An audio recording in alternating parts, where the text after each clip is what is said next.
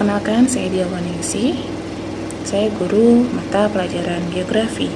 Di materi pertama ini kita akan masuk tentang pengetahuan dasar geografi.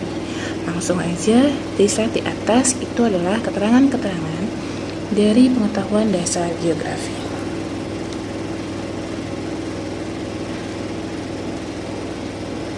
Yang pertama, definisinya dulu. Kita harus tahu dulu apa sih itu geografi.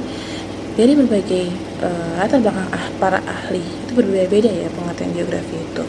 Di sini bisa dibaca, bisa dilihat dari slide-slide di atas ada beberapa pengertian geografi. Salah satunya secara garis besarnya adalah studi tentang daerah yang berbeda-beda di permukaan bumi atau fenomena alam, fenomena geosfer. Geosfer itu apa? Nanti akan kita bahas di slide berikutnya. Geografi juga punya ruang lingkup dan ilmu penunjangnya. Struktur ilmu geografi yaitu ilmu fisik, manusia, dan teknik. Kemudian ilmu penunjangnya yaitu ada geomorfologi, meteorologi, klimatologi, biogeografi, dan teman-teman yang lainnya. Apa sih maksudnya itu semua? Nanti akan kita bahas di semester berikutnya, di bab berikutnya. Kemudian dari pengantar ilmu geografi atau itu ada tentang pendekatan geografi. Pendekatan geografi bagi tiga: pendekatan keuangan, ekologis, dan kompleks wilayah. Pendekatan keuangan sendiri yaitu suatu gejala atau fenomena geosfer yang terjadi di suatu ruang.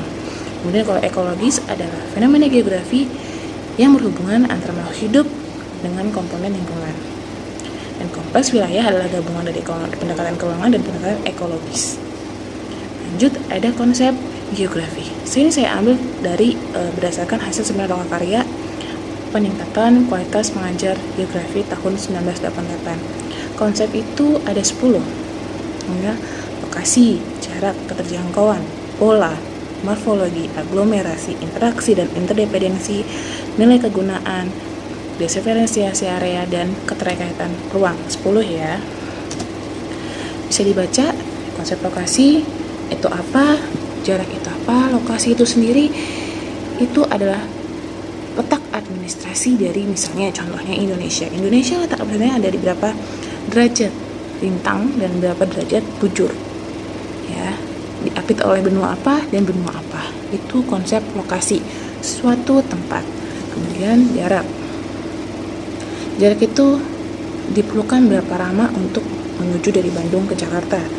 Kemudian keterjangkauan, sulit atau tidaknya untuk menuju ke suatu tempat atau suatu lokasi tersebut. Perbedaan wilayah, keterikatan ruang, morfologi, aglomerasi, interdependensi, dan yang lainnya bisa dibaca sendiri di slide-nya.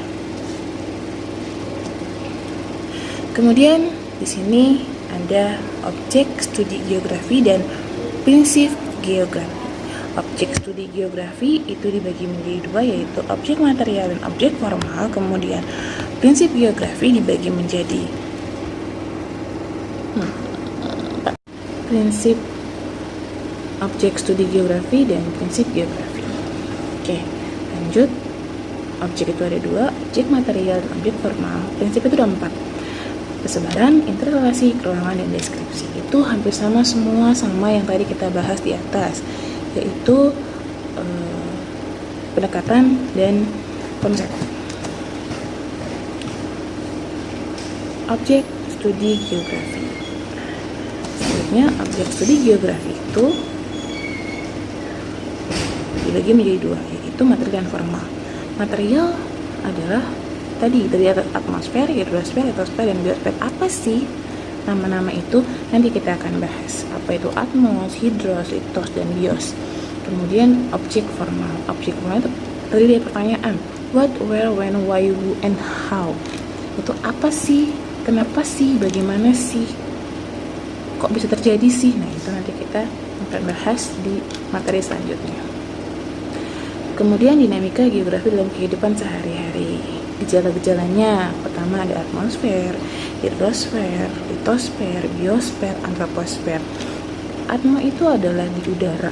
Gejala yang ada di udara itu apa sih? Oksigen yang kita hirup, kemudian pesawat yang ada di udara. Kemudian kalau hidrosfer itu adalah air, hidros, garis bawah hidrosnya. air. Kemudian litosfer itu adalah batuan dan tanah, itu unsurnya. Kemudian lanjut lagi yaitu biosfer, biologi, berarti makhluk hidup, dan antroposfer, lapisan manusia.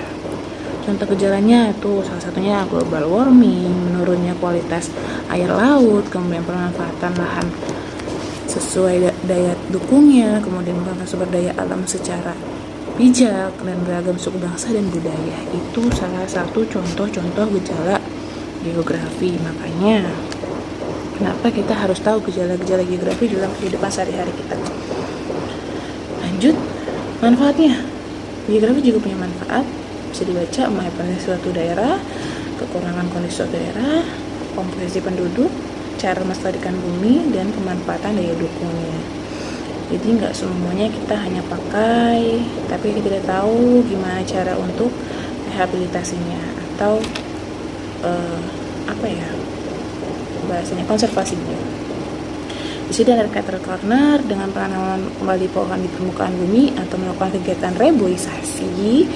Kalian sudah ikut serta dalam menjaga kelestarian lingkungan dalam mengurangi dampak global warming.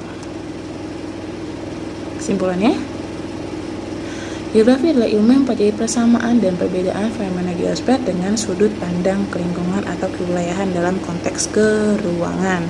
Kemudian geografi berkaitan dengan kondisi sehari-hari. Kemudian membaca geografi artinya belajar memahami bumi.